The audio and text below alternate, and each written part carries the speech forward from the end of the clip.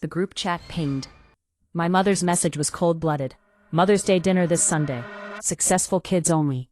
My name wasn't on the list. My siblings reacted with laughing emojis and LOL savage. My mother, the architect of my life's plan, had just declared me a failure in front of the entire family because I chose a construction job over a briefcase. She called it embarrassing, so I gave her something to really miss. I vanished. No calls, no holidays, no forwarding address. 3 years later, I'm the lead project manager for the city's new skyline. My crew is raising steel and glass into the clouds. Last week, my mother's perfectly manicured suburb started complaining about the construction noise. Today, they broke ground on the lot directly across the street from her house. I personally approved the permit. The message was still on my phone when I decided to disappear. I hadn't deleted it. I think some part of me needed to keep it, the way you keep a scar.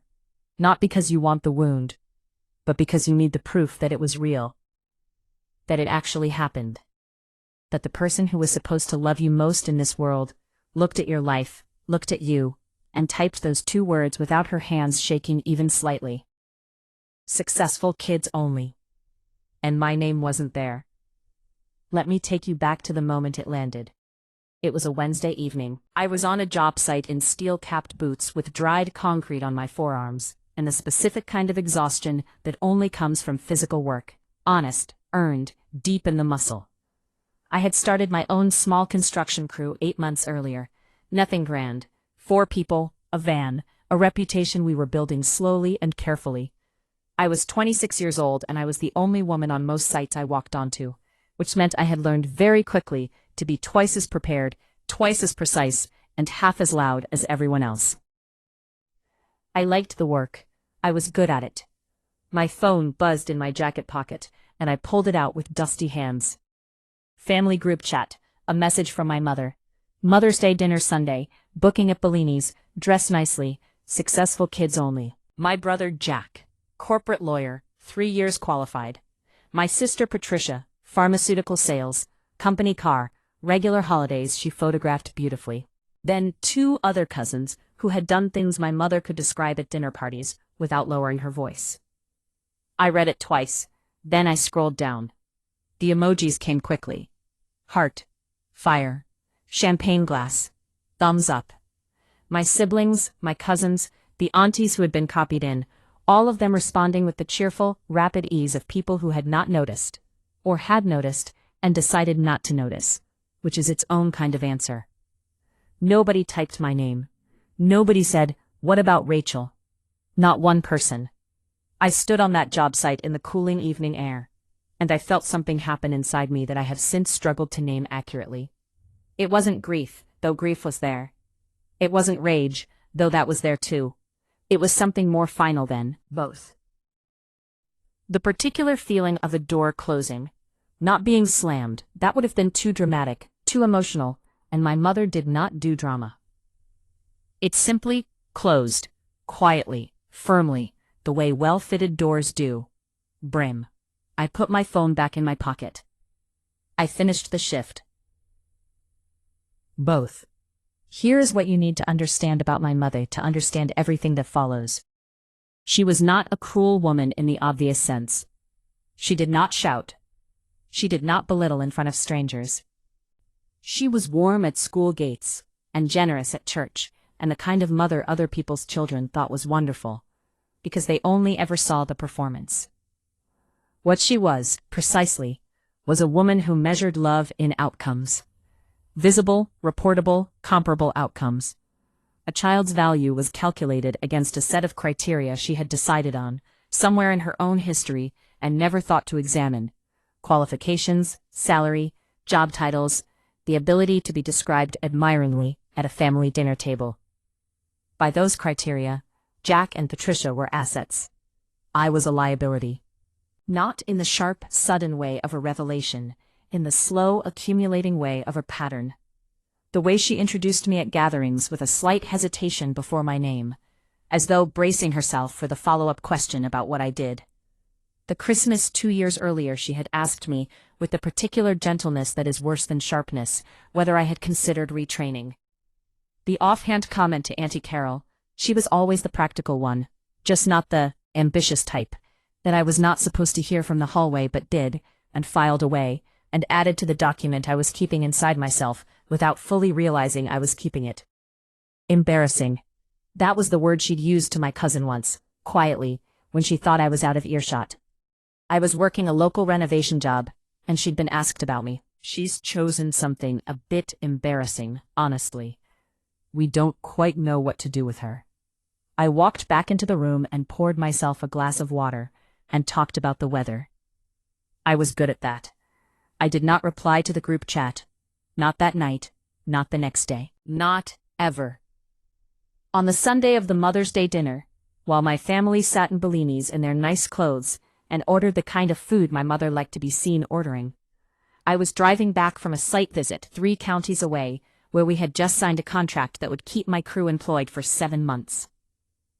I celebrated alone with a terrible service station coffee and the radio too loud. It tasted excellent. Disappearing, when you do it with intention, is not dramatic. It is simply the consistent, quiet act of redirecting your energy away from people who have decided you are not worth including. I didn't send a message announcing my absence. I didn't write the speech I had composed 17 times in my head. I didn't give my mother the confrontation she would have been able to manage and redirect, and eventually reframe as my fault.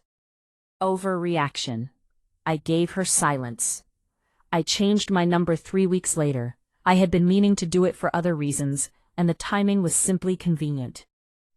I moved out of the flat I'd been renting in the same borough as my parents, and took a place 40 minutes further out, closer to the work. I remained on the group chat long enough to confirm that no one had noticed I'd stopped responding, which took longer than it should have. And then I left it on a Tuesday afternoon, without ceremony. I don't think anyone noticed for at least 2 weeks. That number, 2 weeks, told me everything I hadn't wanted to know. The years that followed were the most clarifying of my life. When you remove the noise of people whose opinion of you has always cost you more than it gave you, something happens to your focus. Difficult to describe. It sharpens. Not painfully, cleanly, like a lens adjusting. Suddenly you can see the actual distance between where you are and where you're trying to go, without the distortion of someone else's disappointment sitting in the foreground. I worked, relentlessly and with a precision that surprised even me. The crew grew. 4 people became 9. The van became 2 vans, and a site manager I trusted completely. We moved from residential renovations into commercial contracts, office fit-outs, a school extension, a community center that won a regional development award, which I attended in a good coat and heels I had bought specifically for the occasion, and which my mother never saw. And I discovered that I was genuinely good at the business side of things in a way I hadn't given myself credit for. Negotiations, margins, reading a contract before I signed it, knowing when to walk away from a deal and when to hold firm. I did not announce any of this. I did not post about it. I had one social media account with a profile picture 3 years out of date and an inactive feed. My business had its own professional page, clean, evidenced, client testimonials, project photographs, but my personal life was a closed room. I had learned from the family I'd grown up in exactly what happens when you let the wrong people see your life. The call came on a Tuesday, 27 months after I'd left the group chat. I was sitting in my car outside a commercial site in the early morning, going through the day's schedule on a tablet, when my old number, the one I'd retired, forwarded a voicemail to my new one. I'd set it up that way originally for business purposes and never changed it. The voice was my mother's. She sounded different. The performance register was still there, practiced, warm, slightly careful, but underneath it, something else. Something thinner. Rachel. It's Mum. I don't know if this is still your number. I hope it is. We've all been thinking about you. We'd love to see you. Nothing formal, just, your father's birthday is coming up and it would mean a lot to him. To all of us. Please. I listened to it once. I set the tablet down. Outside the windscreen, the site was beginning to wake up. My site manager arriving, the first of the crew pulling in. The day preparing itself for work. My site, my crew. My name, on the contract inside the folder on the passenger seat. I thought about the word embarrassing.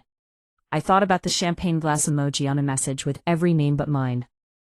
I thought about a Sunday dinner at Bellini's I hadn't been invited to, and the service station coffee I had drunk instead, alone, on the day I'd signed the contract that changed the trajectory of my business. I put the tablet in my bag. I got out of the car, and I walked onto my site without calling her back. Birthday dinner she wanted me at. I was thinking about going, but not the way she was expecting. I decided to go to dinner on a Thursday morning, standing in my office with a mug of coffee going cold on the desk beside me. Not because she asked. Not because the voicemail softened something in me, though I will admit it moved something. Some old, stubborn grief that had never fully resolved itself, no matter how well I'd learned to work around it. I decided to go because I had spent nearly 3 years becoming someone my family didn't know existed. And I had come to understand, in the quiet and methodical way I understood most things now, that invisibility only serves you until you choose to be seen. I had chosen. I called my mother back. She answered on the second ring. The warmth in her voice was immediate and real, and it made my chest ache in a way I hadn't prepared for, which I noted and set aside. Rachel. Like relief. "Hi, Mum," I said. "You got my message?" I did. A pause, the kind that carries the weight of everything neither person is yet saying. "Will you come?" she asked. "Yes," I said. "I'll come." She exhaled. Then she began talking, filling the silence with arrangements, with my father's preference for the Italian place on Harwood Street, with Patricia's new flat and Callum's long hours, and I listened, and I made the appropriate sounds, and I let her have the version of this phone call she needed. I didn't tell her what I was bringing. I want to be precise about what I was carrying into that room. It was not anger. Anger had burned off a long time ago in the clean heat of useful work. It was not a rehearsed speech or a confrontation constructed for maximum damage. Those things require an audience and a performance, and I had never been interested in performance. What I was carrying was simply the truth about who I had become. I called my business partner, Joanna, the following day. She was the site manager I had hired in year 2, sharp, unflappable, the kind of woman who could read a structural drawing and read a room with equal accuracy. She had become, over 3 years of working alongside each other through difficult contracts and difficult people, one of the few individuals I trusted without condition. I told her I was going to a family dinner. "Do you want company?" she asked, not missing a beat. "I'd like you to drive the truck," I said. She understood immediately. That's one of the things I valued most about her. The dinner was on a Saturday evening. The Italian place on Harwood Street was the kind of restaurant that my mother considered sophisticated. White tablecloths, leather menus, attentive staff, the sort of place that made people feel, simply by sitting in it, that they had arrived somewhere. I let Joanna drive because I wanted my hands still. We pulled up outside at 7:15. The truck was our newest company vehicle, a black flatbed with the business name lettered clearly across both doors, R. Nair Construction Limited. Nothing ostentatious, just factual. I sat in the passenger seat for a moment and looked at the restaurant through the glass. Through the window I could see the table, my mother in the blue dress she wore for occasions she deemed significant. My father was beside her, broader than I remembered.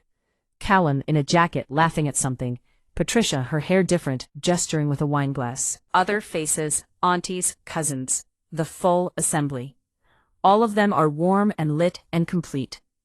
I had sat outside versions of this scene my entire life. "Ready?" Joanna said. I opened the door. "Yes," I said.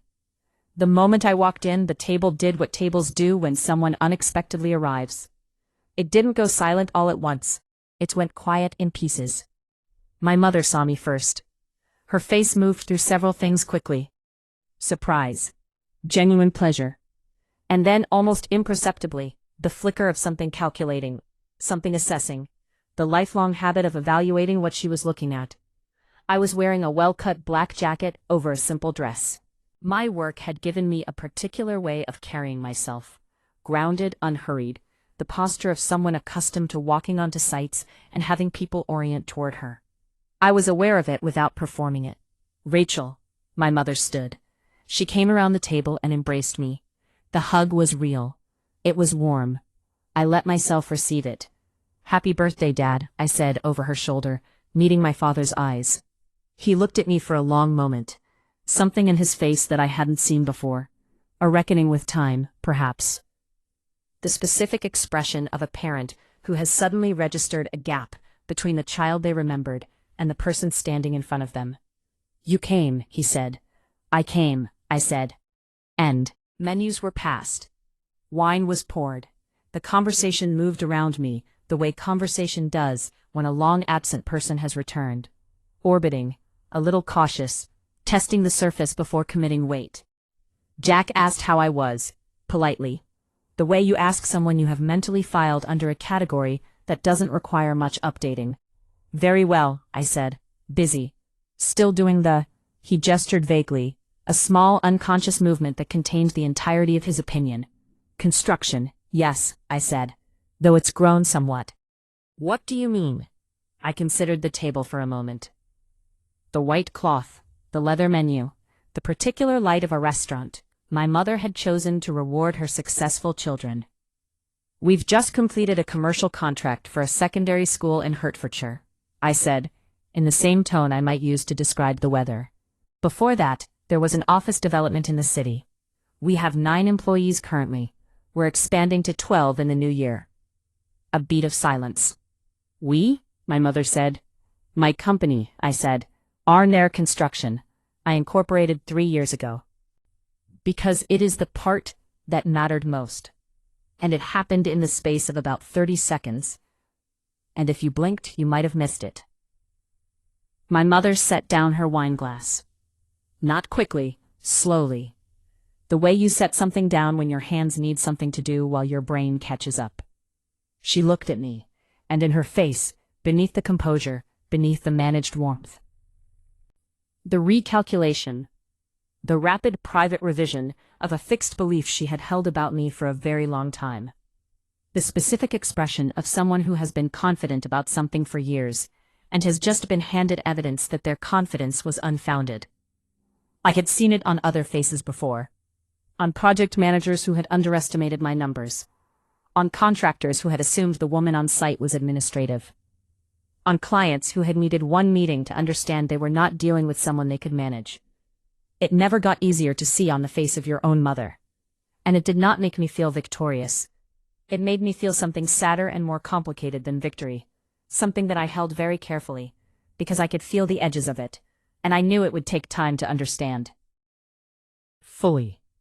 After dinner, in the small, disrupted lull between dessert and the arrival of the bill, my mother reached across the table and touched my hand.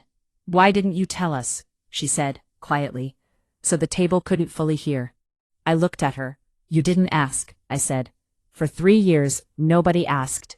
Her mouth opened slightly, closed. "Rachel, I'm not saying this to hurt you," I said. "I'm saying it because it's true, and I think you know it's true, and I think you've known it for a while." Her fingers rested near mine without touching them now. I thought about a Wednesday evening on a job site. Dried concrete on my forearms. A phone buzzing in my pocket. A group chat message with every name but mine, and 10 people responding with emojis while I stood there in the cooling air and felt a door close. "I didn't disappear because I was ashamed," I said.